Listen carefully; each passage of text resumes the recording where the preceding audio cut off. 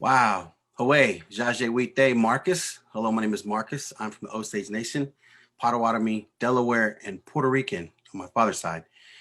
Thrilled to be here to have a conversation as we close out the Indigenous Day. We wanted to have an Indigenous conversation, Indian to Indian, in somewhat of a capacity, and we'll explain that as it unpacks. But first up, I got to bring my brother on here, six-time Grammy Award winner, multi-platinum, super accolades all over, halftime show at the Super Bowl, just came back yesterday from the UK with a Black Eyed Peas album they're working on right now. I'd like to welcome Taboo from the Black Eyed Peas. Oh, what's up, relatives and all the people that are tuned in to this amazing experience. First of all, I want to take time to thank Sadhguru and his team for making this possible. Marcus, MC1, thank you for moderating and being part of this. You know, it's been a blessing to be able to be a voice to Indigenous communities. I am Shoshone, Hopi, and Mexican on my grandfather's side, but I've always been an advocate and educating myself more about my history and my ancestry. And now to be able to speak on Indigenous Peoples Day, I'm just very honored, and to speak to this amazing man, Sadhguru, who's been on an amazing journey to learn about Native culture. I want to say thank you again. I appreciate that. That's awesome, Tab. And speaking of Sadhguru, he's a yogi, mystic, visionary, named one of India's 50 most influential people, the recipient of 3 presidential awards. He's touched the lives of millions of worldwide through his transformational programs. He's the author of the New York Times bestseller, Inner Engineering, The Guide to Joy. Sadhguru has been an influential voice at major global forums. He's established the foundation as a nonprofit, the Isha Foundation, volunteer-ran organization operating more than 300 centers, supported by over 11 million volunteers worldwide. That's just the tip of the accolades. If you can Google him, there's like a whole bunch more of crazy global accolades to bestow on him. But also, we'd like to introduce him at this time. Sadhguru, if you'd like to make your way in there. Namaskaram, and it's wonderful to be connecting with both of you, Marcus and Tab. Well, I must say that I'm sorry that I had not heard your music, because you know, my life has been so busy, means 365 days I'm non-stop on. So there was a time when I used to listen to Western music. I was a kind of a, I grew up in '60s, so rock and roll and then blues and stuff, but the recent music of anybody's I've not really heard. But just now, after they told me about you, then I thought I'd listen up something, then I heard this song, Fight. And I thought that's a great message, because I've been talking about this continuously, how the most important transformative process for any human being is to be conscious that we are mortal. If we are conscious that we are mortal, what it means is, we understand that we have a limited amount of time and energy. Once we know we have a limited amount of time, every day, every moment, if we are conscious, the way we will look at our life, the way we look at every other life, and what we would want to do with every other life and our life will be completely different from how people are living right now, because people are going about as if they're immortal. That was a great message that you delivered, Tab. I'm sure, I think your crowd must be, your followers must be very young people all over the world, and I'm glad that message has been delivered to the youth of this world. Thank you. You know, our music has a huge demographic of, from 60 to 50 to 30 to, I mean, 20 millennials. I know, man. I got to get you on to Where's the Love. Where's the Love is a great message. That's our first major hit that the world really gravitated to, and it had a strong message on the heels of 9/11, the tragedy that happened in 2001. But messaging has always been part of our DNA. You know, Black Eyed Peas, we always make sure that we are socially conscious, but also spread a message about our surrounding and what's happening. The fight was just a direct reflection of the trauma that I experienced as a cancer survivor. I was diagnosed with cancer in 2014. I did 12 weeks of chemotherapy. I did holistic healing and also chemo to try to offset the westernized medication. So I fought for 12 weeks, 5 days a week, 6 hours a day, and I'm here. I'm here to let people know. Glad to see you here, man. Glad Yes, to see you sir. here, healthy and well. We're really glad to see that. I'm Yeah, telling you man. Thank you. from Thank you. my heart, I'm saying it's really wonderful that I you're back and appreciate healthy and well again, back at your… it. what You you're good know, at. I, I kicked its butt, man. And I stood strong with this horrible disease. And I said, you're not going to take me out because I got more fight in me.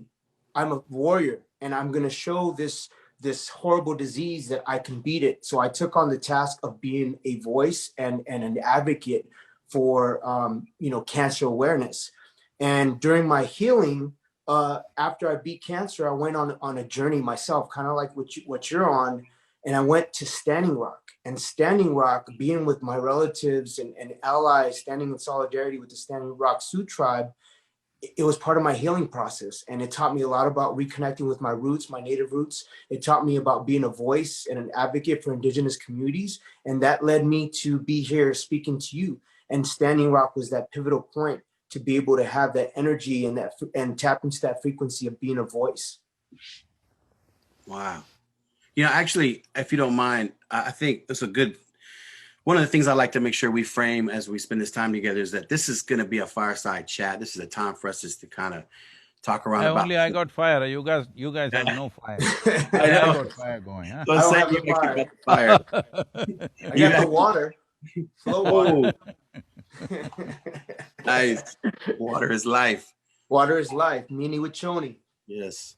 But right off the bat, I would like to ask Sadhguru about, just real quick, if we could just pull the elephant in the room real fast before we unpack a lot of our conversational issues. Is just so we were named Indian, even though we're Indigenous Americans and we're different tribes. There's over 500 different tribes in the U.S. We're not all the same. There's many different diversities, and when you hear about Indigenous people of America being called Indian, and you're from India, how does that hit you, and how does that make you feel? Well, we are glad the guy didn't land in India, and I'm sorry he landed here. Oh man. I love that you called him the guy. Yeah. Nice. Classic, man. So that leads to you traveling through you're right now on a 22-day American tour, kind of, where you're traveling these different Indigenous communities. Can you tell us a little bit about what sparked that and the places that you've been? I must tell you this is in 2003. I was writing a book, so somebody offered me a small cottage near the Center Hill Lake in Tennessee, near Cookville. So I was staying there and working on this, so one day I took out a walk into the forest and I just was walking. Well, different people may understand this in different ways, but I saw something, a kind of a frozen spirit just standing there in such a state of shame, pain, resentment of this is someone who held another person, a more important person like a brother, but he could not protect him, he was killed. And he just stood there and froze as a spirit. And the level of shame and resentment and anger and a complex pain above all. I have to tell you, in my life, probably that's been the most painful moment in my life. I've never seen that kind of pain, that Indian spirits, the Native American spirit standing there like that. So then I wrote this poem and I did something with that force.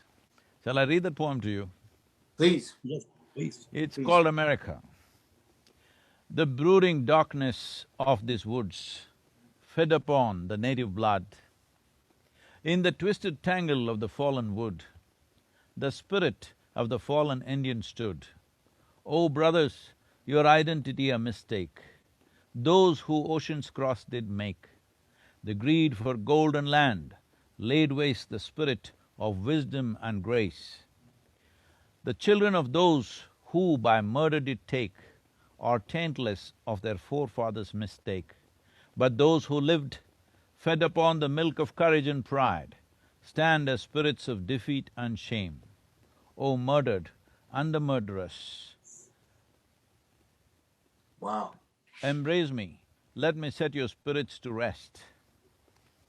So, this poem is kind of saying what happened there, but I'm telling you that was the most painful moment in my life. And on that day I decided I should know more about what happened.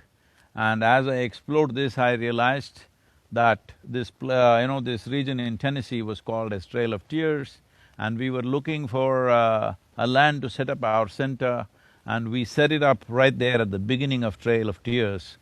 So where I've spoken about this in the past, it may be somewhere on the YouTube.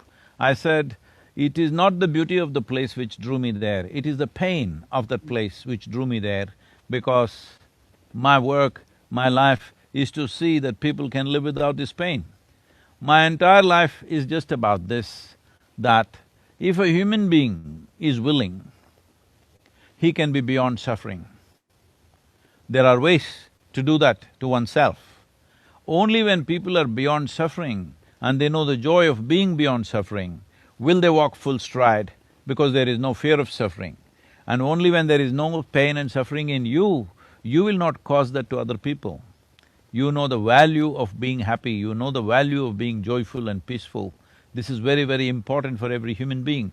People keep asking me, Sadhguru, what is the solution for this problem, that problem? I said, the problem is just this, everybody is in pursuit of happiness. They are not happy, they're in pursuit of happiness. If they were only joyful by their own nature, just look at every human being, look at yourselves, I'm saying.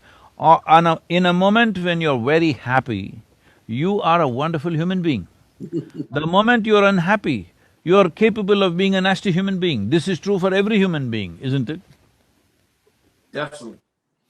So, it is that moment in 2003 that got me interested. Since then, I've been trying to look at, different aspects. Even me, I had no clue there were 500 nations, okay?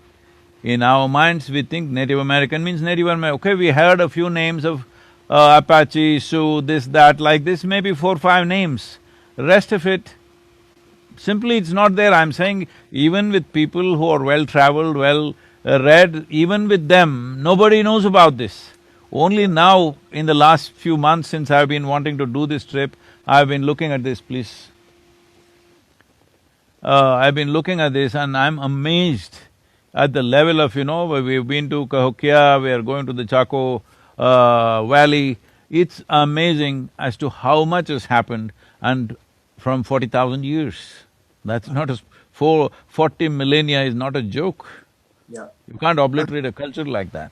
You know what? Unfortunately, here in the US, even Americans don't know what life on the res is like, or about indigenous people, or, what native people, modern day native perspectives.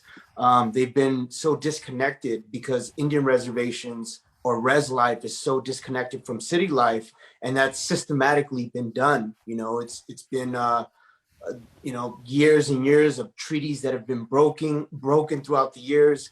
And speaking about pain, something that led me to Standing Rock was wanting to be of service and lend my art and my music to be a way to uplift the spirits of the water protectors, because that movement, Standing Rock, was started by the youth. Yes. The youth were the people that started that movement, and we led with prayer. We never led with violence. We led with prayer. We led with love. And that was my mission. After I beat cancer, I said, I want to go, something's calling me to go to be of service and to not only to perform, but also to learn about, what life is like on the res, learn about my Standing Rock Sioux brothers and sisters, learn about different tribes, learn of the elders, like speaking to elders and non-native people. And it was just standing in solidarity. And I learned a lot about myself.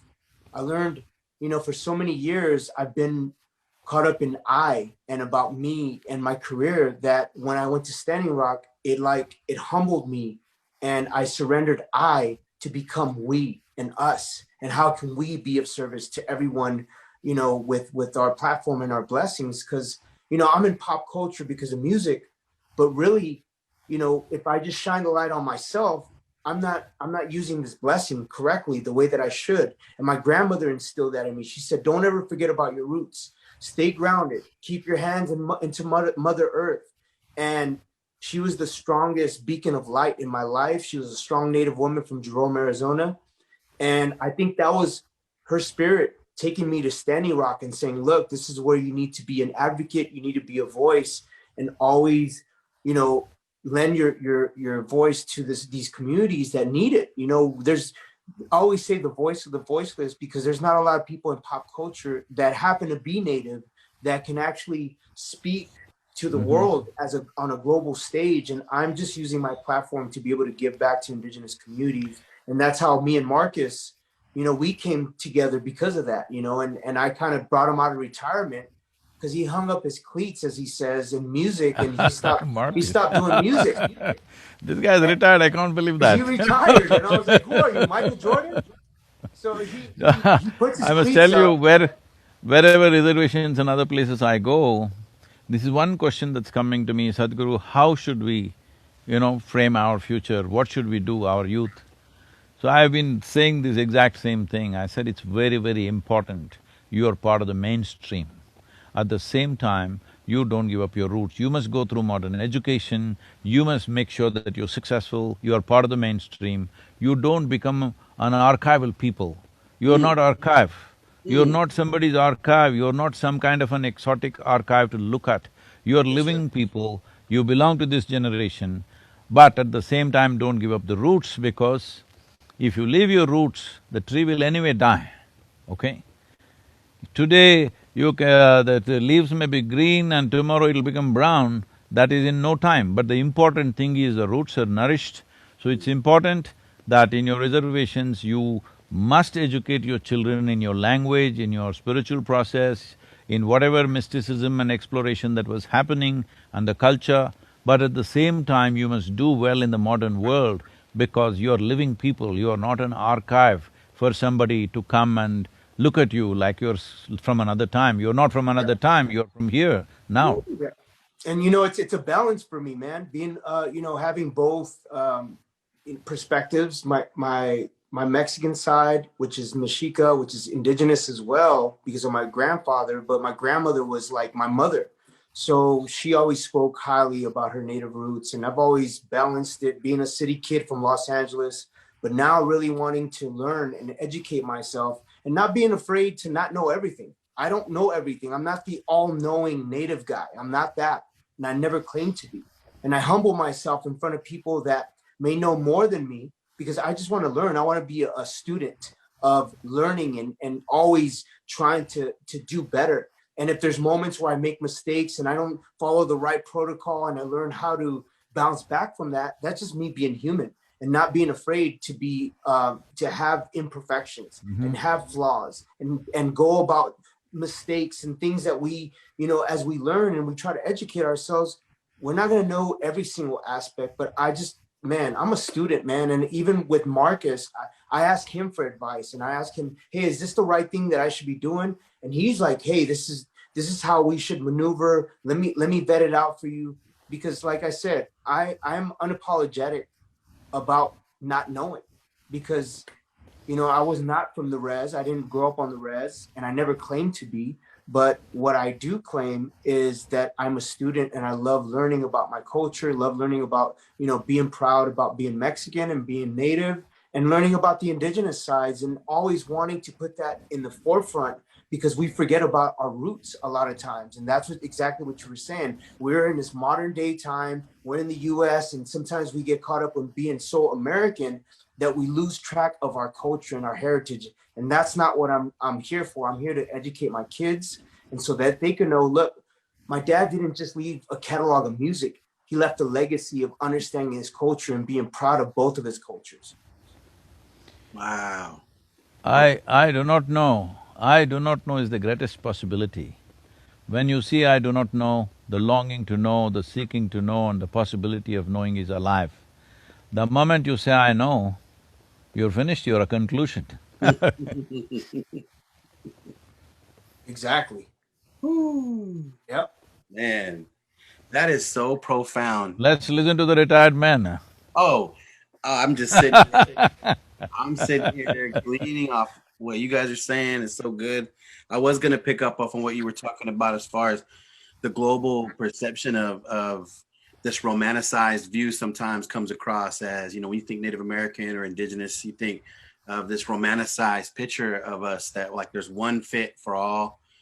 But there was a study, one of the largest studies out just recently by Illuminatives was saying that the number one challenge the indigenous communities face here in America is not diabetes or access to proper schooling or healthcare. Instead, it was invisibility, that us being removed. And I loved how you said not to be archival, not to be a museum piece, but to be active in today. Well, what kind of advice would you give someone when it comes to trying to take control of their narrative and writing their own story? See, today if you have to write your own story, first thing is you must be educated in today's language, today's culture, today's literature, very, very important. Mm. At the same time, as I said, your roots must be strong to write about that, otherwise you yourself may get lost. This is a problem in every culture. I'm saying it's not just here in North America. In every culture, people trying to become modern, they lose their very, roots. So keeping this balance is very important. This is why, anyway, usually the schools are only 8 months. I think the Native American reservations altogether should come to arrive at some kind of education system of your own, where at least for 2 months in a year, every child till they become 15 years of age attends these 2 month summer schools or whatever, where I know this may be a controversial thing for me to say and it's not in my place to say this, but I'm saying this out of concern, not out of some kind of creating some uniform thing. I know every tribe is distinctly unique and there are languages are different, cultures are different. But still we have to arrive at some common thing because cultivating and retaining 500 ways in today's world is going to be extremely difficult. 5 ways at least we can do, maybe 3 ways we can do, 1 way would be easy, but maybe it's not acceptable to everybody. But we must arrive, the community should arrive at some kind of thing, that some common practices can be merged together and all Native American children are learning those aspects, maybe a few aspects of their specific tribe, but the larger aspect of the indigenous people must become common. Somebody should do a framework of this education, at least 2 months in a year, they must do that and they must be proud to wear your kind of clothing, your kind of whatever, which represents your culture. I'm sure if like you are a musician, you brought this music now, suppose you get some designer or some famous people to wear those kind of clothes and go to important events, so it should become the fashion, I'm saying. Mm. It should become the fashion in United States and in the rest of the world to wear Native American kind of clothes and those aspects. Actually, without knowing from where it comes, I see in India in many homes they got dream catchers. I asked them, where did you get this? They have no clue. They said, I saw somewhere and I bought it. So I'm saying it's very important, certain products, certain clothes, certain aspects must go. I myself bought some, the pottery now. It's incredible. It's incredible means I'm telling you, I have traveled all over the world. What they have done with horse's hair and the pottery in that Lakota Sioux region is unbelievable. I know the Hopis are doing something fantastic with pottery, but this has not found international market. Yeah. These are all Well, different ways. Today it is all about branding. I know you guys know more about branding than me, but I'm telling you, it's all about branding. I don't think Native American people, their products, their language, their clothing has been branded properly. I think it needs branding. well, can I interject on that? There's a certain level of protocol and respect that comes with appropriating native patterns or clothing or designs, and I've learned this myself. Just there's a certain way to approach that conversation. It's a very sensitive conversation, and we have to be empathetic about the intergenerational trauma that has existed throughout the years of the native people, especially from getting stuff land taken and just like basically bullied throughout the years and the genocide that has occurred. And I'm not trying to be like a downer or anything. I'm just trying to keep it 100 and be as real as possible, because this is a conversation and I welcome all conversation. And since you said that, I just wanted to clarify that there's a certain protocol that I'm learning about. There's a certain way, you know, when you're using a pattern or a design, that sometimes certain tribes or certain people may get offended by that if you're non-native or if you're not from that tribe. So that's a very sensitive landmine that we have to be careful about. And that's something that I always talk to Marcus about, is like, hey, what do you think about this? And he's like, well, let me check that out, because you know, this design goes with this tribe or this Pueblo design or this, you know, northern plains design. So it's just learning and not wanting to appropriate it, you know. See, I heard about the sensitivities. Yes, I appreciate that very much. That's why I said maybe it's not in my place to Yeah. even say anything about it. But at the same time, my concern is that it's important that… See, you're not going to educate the world about 500 tribes. It's not going to happen, let's understand this. See, it's like in India, we have 19,000 languages. Do you believe that today in the world we can make literature out of 19,000 languages? We have reduced it to 24 or 26 now, okay? These are the 24 official languages about literature and other things are being spread. But 19,000, how do you do it? So in ancient times, it was all distinctly separate languages.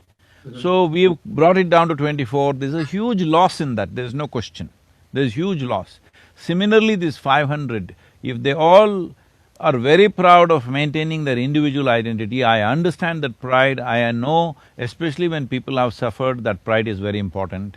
But for the future generations, I feel it's important, some melding needs to happen, because you cannot present 500 different aspects to the world, it's extremely difficult. Yeah, I would say it would be fantastic if all these tribes or these leaders meet for a conference once a year and see how can we, you know, I love how that. can we make this a futuristic thing? Don't… I love See, that. what's happened in the past, nobody can fix the past, all right? We cannot fix what happened yesterday. What we are trying to do is that the future is good for the next generation of people. That is what is most important. Right now, you talked about the land. See, the land, what happened in the past, well, there's no point talking about it. But the reservations were made, but now people are selling away the reservation land, and after 50 years, there'll be no reservation because everything is sold out. So it's important that… I've mentioned this before, but I will say this again, I know this may cause a certain amount of political whatever, but I'm saying this, that as national parks are protected, reservations must be protected. Now the problem is, for economic reasons, a Native American person wants to sell his land, why should you stop him? That's the argument. I'm saying he should be allowed to lease it, and for a maximum of 15 years. In his life, if he doesn't want to do anything, he leased it out for 15, 20 years, whatever the period they fix, is fine, but the next generation must have the land. If he sells it away, it's gone. It's gone means it's gone. Language is gone, culture is gone, spiritual process is gone, your ways of doing things is gone. If land goes away, then that's it, okay? That is complete decimation. So land must be kept, it's very important. Even if it is a tenth of the land that you had earlier, at least that piece of land must be kept for good. It should not be sold. Working for a law like that would be only possible if all these 500 or whatever the significant number, maybe 100 of them, come together, hold annual conferences and demand what they have to demand. Because once the land is sold, it's finished. Man, wow. I wish our leaders thought like you, man. We're in an effed up situation, to be honest with you, with the whole leadership of this country. And if we had more people speaking like how you think and people's in power, then we would move forward. And I think more tribal communities would feel inclusive and be part of the conversation as opposed to being separated and divided. And I think more people have to have that initial force and love and lead with love and try to bring people together, that one world mentality. because that's how we think. We think one world mentality. How do we bring people together? How do we make sure that we lead with love and not have an opposing force of negative frequencies? I just want to be positive and bring love to the world. And if that's through music, if that's through conversation and communication, I think that's the best way to approach things. And unfortunately, we're going through a situation of having an election that is going to come up November 3rd. And we need people to activate to really go out there and vote and make their part. And I'm not trying to make this a political thing, but what I do want to make is let people know how important it is to be a voice and to lead with love, so that people can have that same perspective about, hey, can we sit in a room and come up with ideas to move forward and not be so divided and separated? So that I love that. I commend you, Sadhguru, for thinking like that. I love that oneness mentality. We need more of that. Wow. I think this whole thing may be coming from the fear of what's happened in the past, which is very much understandable because of such terrible things have happened. There may be fear-based approach to this in the elderly people who were in the last generation. But this generation of people, at least the laws are now equal, all right? The Indian people or the Native American people are as much citizens of United States as anybody else. That has been leveled out now since 1978 or whatever. So now that you are this, it's very important that you must vote, because right now your numbers may not be big enough to make a difference in the presidential election, but at least in the local Senate body election, municipal elections, in this you must participate, because without participating in a democratic process, you cannot decide or determine your future. You cannot decide your destinies if you do not participate in the democratic process. Well, the larger election, the presidential election, you may not have the numbers to determine anything there as such, as far as I know. I may be wrong, but I'm saying more than that, the local elections, who's your local congressman, who is your Senate representative, who is your municipal representative, this is very important, and people must participate in that. If you think putting together a conference of at least the major elders, in a quiet way we can do it, we don't have to do it with great publicity or anything. If you think like that, if you think we can contribute in… Huh? I would love to be part of that conversation. If you think we can contribute it in any way towards that, we will be most willing, because these people need to be freed from the fears of the past and they must plan for their future. This is very important. You know, speaking of love, land, and leadership, and an example of, you know, some of the, where all those qualities have kind of came together with the Black Hills, you know, that land has been monetized and the government has issued that set aside billions of dollars, and the tribe has not have not taken the check because they don't, like you said, they don't believe that the land can be put a price on. And so that leadership there is the kind of leadership that is a good example of when you lead with love and respect the power of the land. Speaking of the land that you were just at, I've been to Bear Butte. I've tied tobacco to the trees. I've spent time there, and I know personally the power. If you wouldn't mind expressing a little bit about what that time was like for you in those sacred spaces. I have too much to say about this. To make it brief, I will stick to one point. Matotipila, in my experience, in the entire North American continent, at least in United States and Canada, I would say, is probably the one most powerful space that you can see in this part of the world. Wow. It has a dimension. See, in the yogic dimension, we look at it as human body, the energetic body of the human being is like the cosmos. It has 114, energy points. Of these, 2 are outside the physical structure, rest are inside.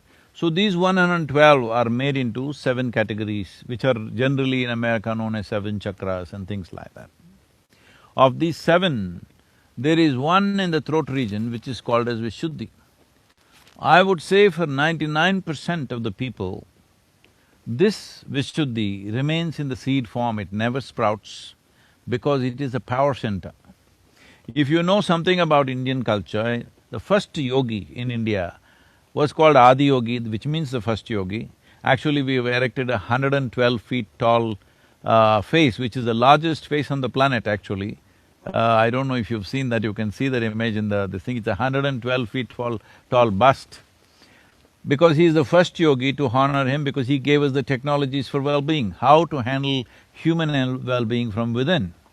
So in this, he is also called a person who is powerful in his throat, and his throat is blue, and there's a snake around his throat, all this imagery.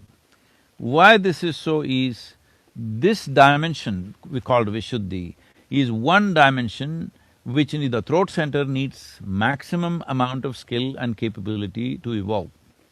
What I saw, I was there on the full moon night in Matotipila. It was explosive dimension of Vishuddhi or the throat center. Anybody who has done any kind of a little bit of search with that energy around would naturally become an exploration of mysticism is very natural. Because this culture, the Native American culture, has not written down anything, everything is oral culture. Now if one person has realized something, unless he finds another person in the next generation to pass it on, it kind of gets lost. Which is also a good thing in a certain way, because written down distortions will happen. But when the entire culture went through an upheaval for generations of people, probably 8 to… maybe 10 to 20 generations went through a whole upheaval, that culture could have been broken. But even now I'm saying, especially Tab, you are a singer, you must spend minimum 3 days at this Matotipila, especially on the full moon night. I'm telling you, you will realize something tremendously powerful. Anybody who realizes or opens up the throat center, their ability to connect with life, I'm saying when I say connect with life, you can touch beyond your physical reach, literally touch. So, this dimension of life is very, very rare. There are various centers in the world which activates different dimensions, but the throat center being this powerful is hardly 2, 3 places in the entire globe, I'm telling you. I was just amazed. The way it is reverberating with this dimension of life is just absolutely amazing. I do not know how it has happened. Nature has done it. In India, we create our own structures. We create consecrated structures to reverberate this kind of energy, but what we make is of small proportions. But here it is standing in such a magnificent form, and this in many ways, I've spoken in detail about this, I don't want to go into the detail, this in many ways, whether tribes were from the plains or from the mountains, from the coast, wherever they were, this has influenced the entire culture in a huge way, because when I hear the Native American voices, what I see, I have no scripture in my head, I don't have any bookish knowledge or religious knowledge. All I have is, I can feel the place with my eyes closed. One thing that I see with the voices, the way they're going about is, they're expressing their voices along with the geometry of the land. When you produce a sound which is in sync with the form that you see, then we say this is a mantra, because now the combination of sound and form are working together and suddenly it becomes an explosive force. So, when I see the Native American music and the terrain that they were looking at and making these sounds, not always words, just sounds, because sound is important. Words are made up in our minds. Sound is real, sound is a reverb, and sound has a geometry of its own. If you utter the right kind of sounds, it will touch the forms, it will embrace the forms. In this there is tremendous power. This is where I see the entire Native American spiritual process is rooted. Whether people have physically been there or not, it doesn't matter. Because even without physically being there, you can connect with it.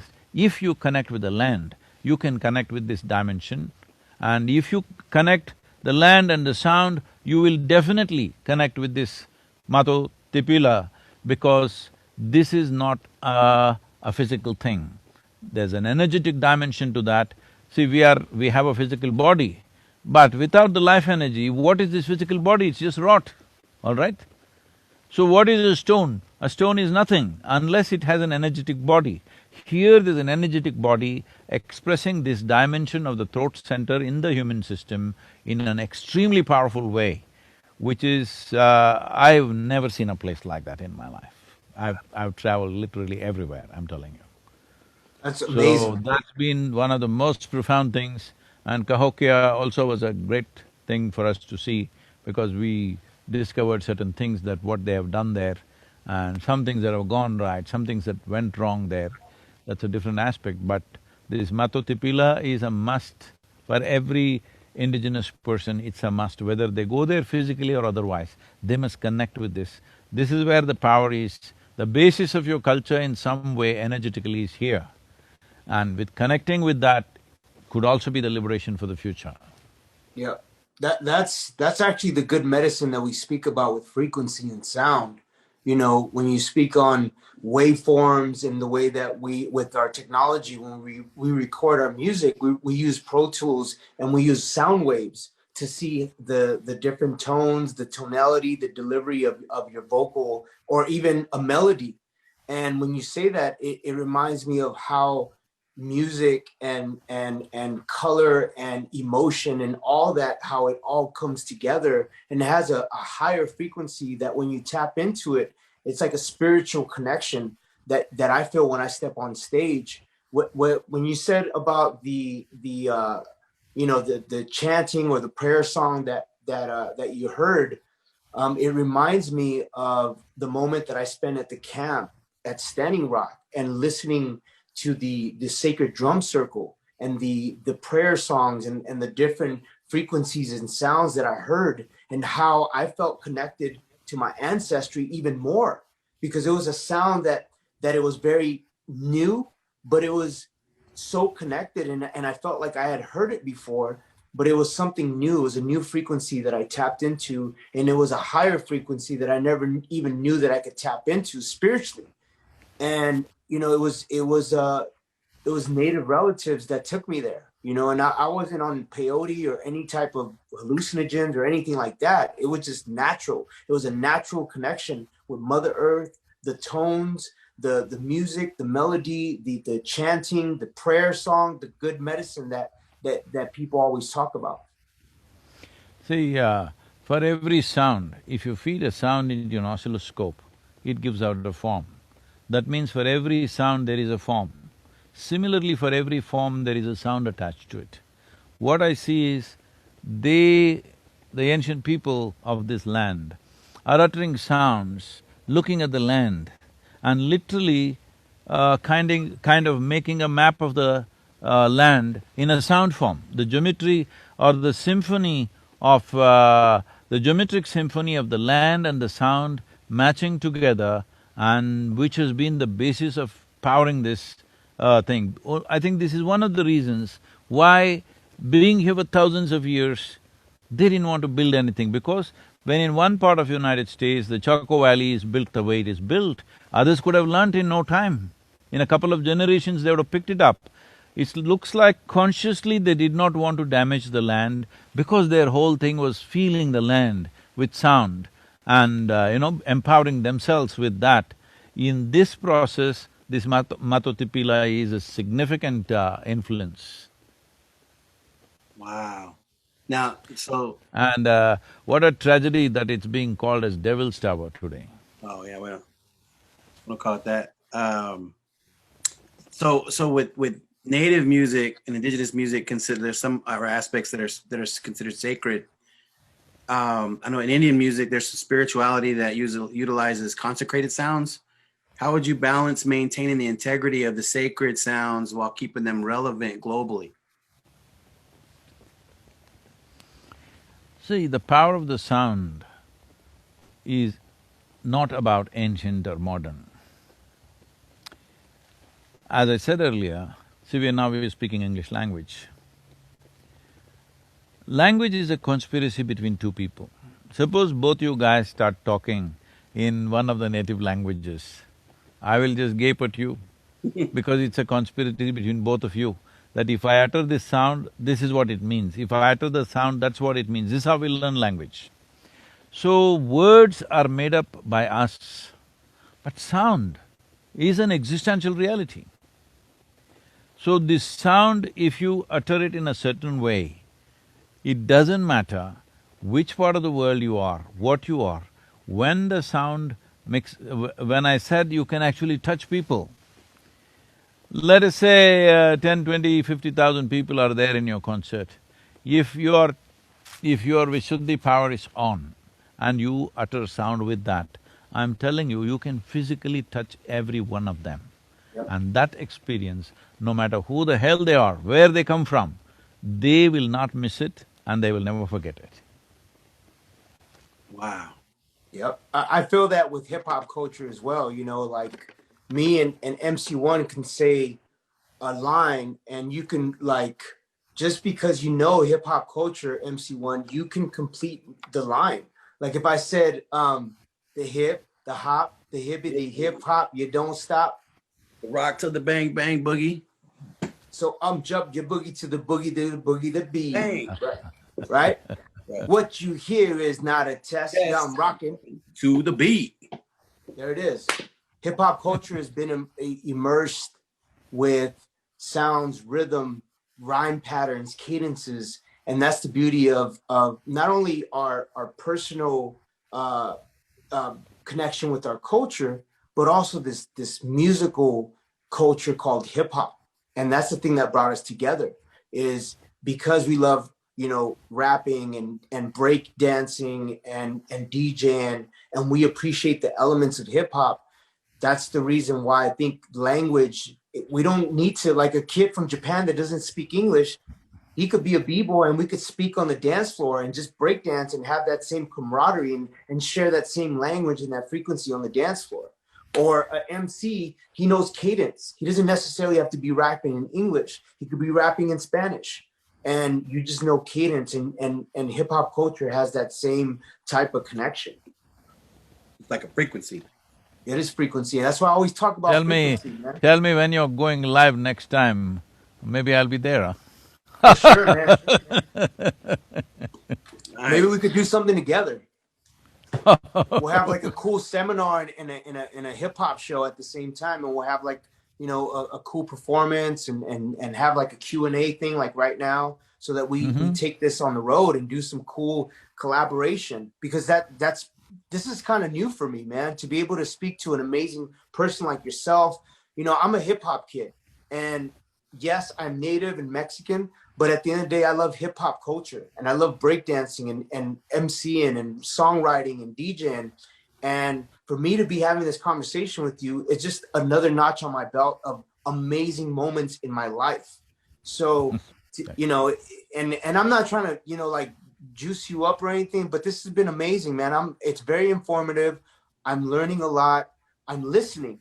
One thing is to listen and to absorb the information and welcome the information. And that's something that's important to me, is I want to be a student of the world and listen to perspective and you know, sound-minded people like yourself who are, you know, exploring the U.S. and exploring indigenous communities, and I really appreciate that, man. We need more people like yourselves, and we're very blessed to have this conversation. I will send you two books. One is Inner Engineering, another is Death. Okay, I released a book called Death, the inside story. But for Marcus, I will send him something more crazy, because he needs something more crazy. Oh, man. You're also in Los Angeles, Marcus? I'm actually in Oklahoma City. Okay. Hey, we're passing through Oklahoma sometime in the next week. Got to connect. We're gonna have to connect then. You know, something I would like to speak on, being that we're celebrating, I know it's almost, you know, 10 o'clock, but we celebrate Indigenous Peoples Day today in Los Angeles, and I was very honored to be part of the first Indigenous Peoples Day celebration in 2018. My group, Black Eyed Peas, we performed along with our mentors, Redbone, PJ Vegas, and his dad, Pat Vegas. And we had all these amazing native artists on the Tongva land. The Tongva people were represented. The Gabrielino people were represented from Los Angeles, and we had all these beautiful energies there for one cause, and that was to celebrate and honor Indigenous people from Los Angeles, but also around the world. And we abolished Columbus Day here in Los Angeles. So to be able to be participating in Indigenous Peoples Day 2 years in a row, and unfortunately this year because of COVID, we weren't able to have the festival or the concert. But I just wanted to say thank you for acknowledging Indigenous Peoples Day, because a lot of people don't really know what that means. And for us, we're still trying to get the message out. We're trying to have more states and cities come along and see how we can honor the first people of this land. We are making about 10 to 12 hours of video of this travel, so many aspects of indigenous life, and we will make sure that this reaches the world to whatever extent it can, and we'll give you access to this also so that you can do what you can, because this is very important that Yes. people should know about a civilization which has existed for over 15 millennia. Is not a small thing. You can't Yep. just forget about it just like that. Yep, we invisible no more, man. We're trying to, be the bridge between modern day, people and allies and relatives to be able to honor and celebrate our ancestors and our relatives from the past, and that's important. And this is something that, for me, as a 45-year-old man, and I have my own kids and I have my wife, and I try to be as open-minded and as informative about this modern day life that we're living, but also like educating my kids about the past, because they don't teach that in American textbook. They don't teach that in American studies about the history of Native people. They give you this facade about pilgrims and Native people on Thanksgiving, and that's what you learn about. So unfortunately, we don't have access in American schools and in academics to have that type of reality and historical real conversations. And that's something that I'm trying to educate my kids about Thanksgiving and this misconception about pilgrims and Native people. Tab, one important thing, one important dimension which could be a very major thing in the world, particularly in California and everywhere else in the world now, is… See, today everybody is talking about ecological concerns and environment, but environment is only in a textbook or it lives in a school or a university. But the significance of Native American people is, it lived in their hearts, environment was in their hearts. Yep. Till this happens to this generation and the next generation, unless ecological concerns are living in our hearts, not in textbooks as some abstract science, till that happens, there is no solution. So this is one line of Native American life which can be brought forth in a very strong way, and everybody will stand up for this because entire world knows now this needs to happen. I am very much a part of various aspects of United Nations agencies doing this. We are partners with them, and we have major ecological movements in India, one of the largest in the world, called Rally for Rivers, where 162 million people participated in this movement of 30 days. 162 million people. Okay, that's the largest movement ever for ecological aspects. So bringing out Native American culture as the most eco-friendly way of living, not only of living, the most important thing is they carried it in their hearts, not in textbooks, not as an abstract science. This one angle could make the entire indigenous population very relevant for today and tomorrow. Beautiful. Yeah. Hey, And before we always talk about that, Marcus. We always talk Yes. about being city, like in the city life, and being me. I was born in East Los Angeles in a predominantly Mexican American community where there wasn't a lot of Native connection, and my grandmother was the only type of connection that I had to my Native roots, because, like I said, I was born in the city, so I had to go on my own journey